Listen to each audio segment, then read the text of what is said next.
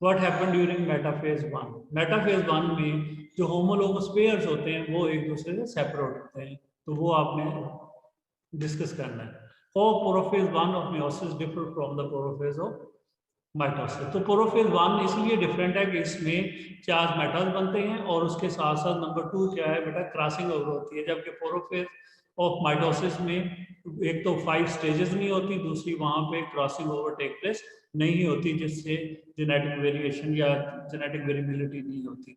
तो ये आपने फर्क दोनों का बताना है। इंपॉर्टेंस ऑफ मेयोसिस, एक तो जेनेटिक वेरिएशंस प्रोड्यूस करती है, दूसरा जो कंडीशंस हैं उनके अंदर अडॉप्टेशंस होती है इसकी वजह से, और तीसरा constant number of chromosome generation after generation. Meiosis play in producing genetic variation. तो जब क्रॉसिंग ओवर होती है तो उस वजह से, और फिर जब दो डिफरेंटली जो मेयोसिस के रिजल्ट में गैमीट्स बनते हैं जो एक दूसरे से डिफरेंट होते हैं और वो डिफरेंट पेरेंट्स से आते हैं, तो वो आपस में मिलते हैं, तो इस तरीके से जेनेटिक वेरिएशंस ऑफ स्प्रिंग्स में प्रोड्यूस होती है। इंपॉर्टेंस ऑफ माइटोसिस में आप हीलिंग ऑफ वुंड लिख सकते हैं, एसेक्सुअल रिप्रोडक्शन लिख सकते हैं, उसके साथ साथ जो रिपेयर है वो आप लिख सकते हैं। तो उसके बाद कंटिन्यूटी या कांस्टेंट नंबर ऑफ आइडेंटिकल जो सेल्स होते हैं वो आप लिख सकते हैं। इसी तरह से इस interphase is resting phase, why interphase start resting phase. ये दो सवाल हैं, बेसिकली एक ही सवाल है, इसको दो तरीके से पूछा जा सकता है, तो दोनों तरीकों से हमने यहाँ पे लिखा हुआ है।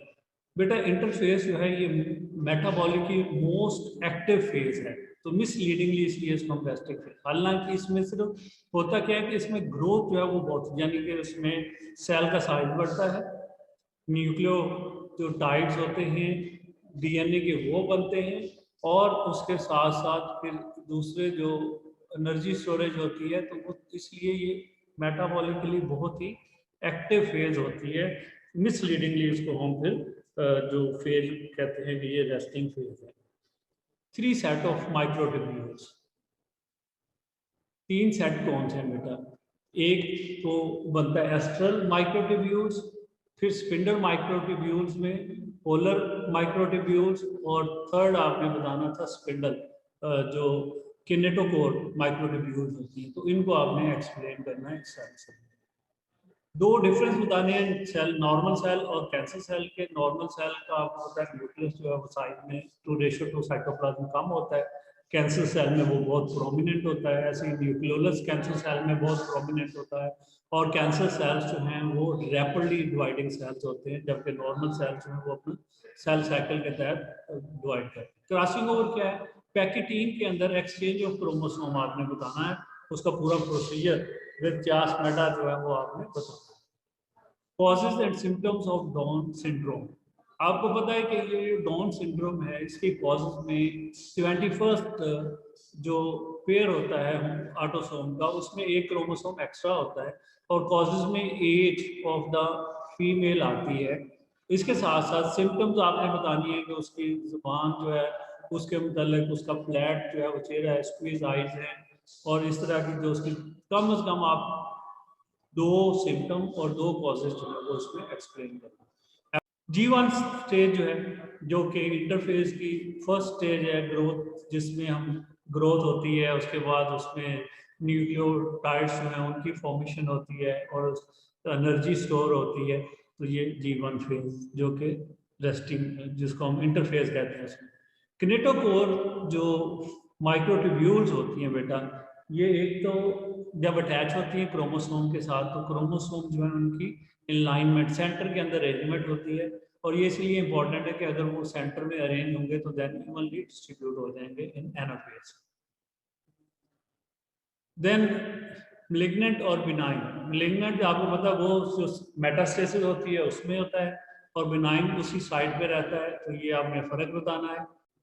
Describe the changes change occurs during G1 gap 1 phase जो है, इसमें एक्सटेंसिव मेटाबॉलिक एक्टिविटीज होती है, जिसमें सेल जो है वो ग्रो करता है, एंजाइम्स बनते हैं, डीएनए के यूनिट्स बनते हैं जो अकोमुलेट होते हैं, और फिर यही नेक्स्ट फेज के अंदर जाकर उसकी रेप्लिकेशन का प्रोसेस जो है वो शुरू हो जाता है।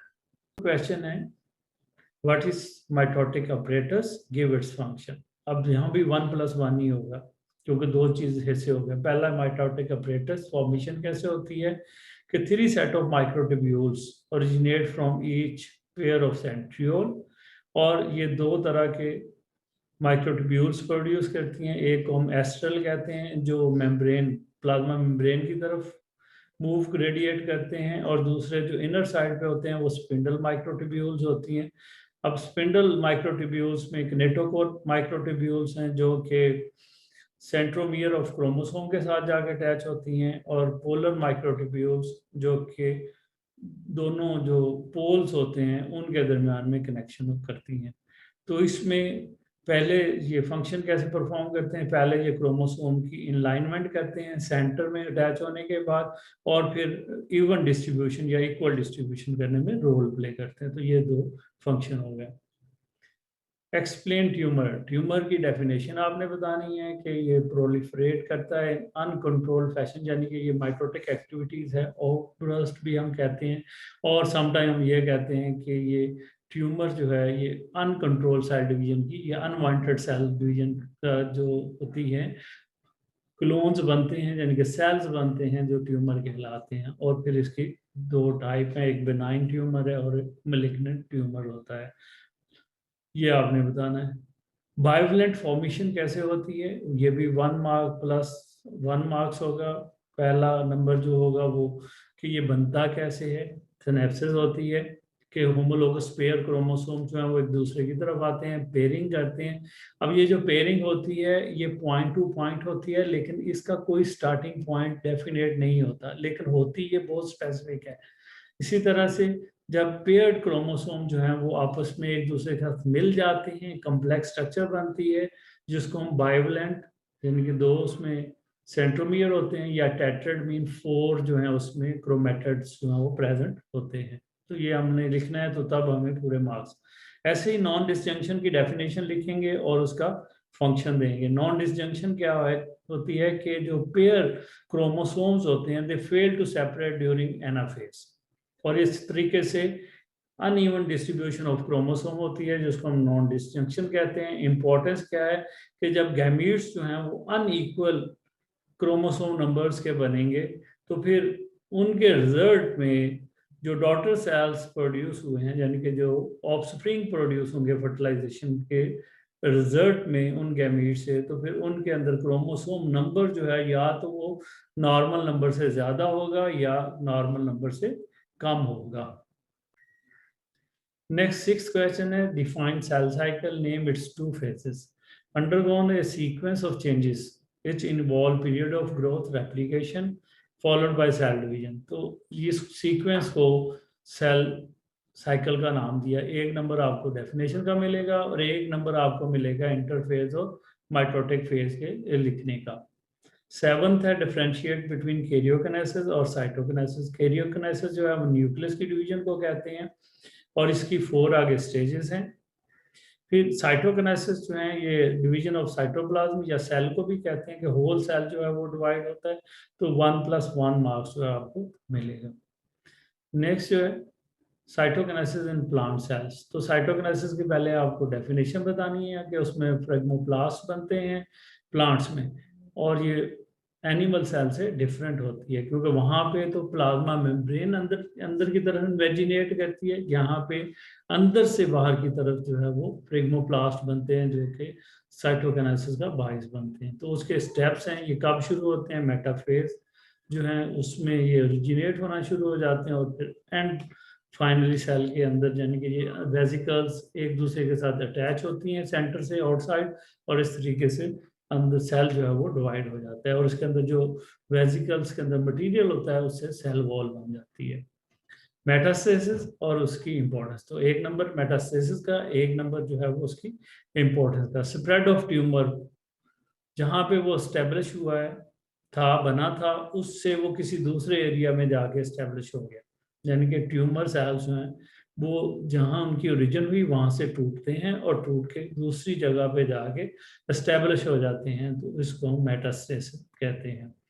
इम्पोर्टेंस क्या है कि ये मेलिग्नेंट ट्यूमर जो है उसका बाइस बनती है, क्योंकि जब ये कैंसर सेल सर्कुलेटरी सिस्टम में दाखिल हो जाते हैं, तो वो किसी भी जगह पे जाके जो ओरिजिनल साइट से अवे होती है वहां पे जाके एडजस्ट कर जाते हैं, और इस तरीके से कैंसर जो है वो पूरी बॉडी के अंदर स्प्रेड हो जाता है।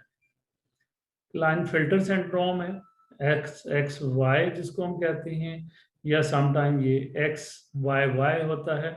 तो मेल है ये, 47 क्रोमोसोम्स होते हैं, इसमें 2 कंडीशंस जो हैं वो हो सकती हैं, ये XXY या ये XYY है। तो दोनों सूरतों में नंबर जो हैं वो हमारा उतना ही रहता है, और ये सिंड्रोम भी वही रहता है।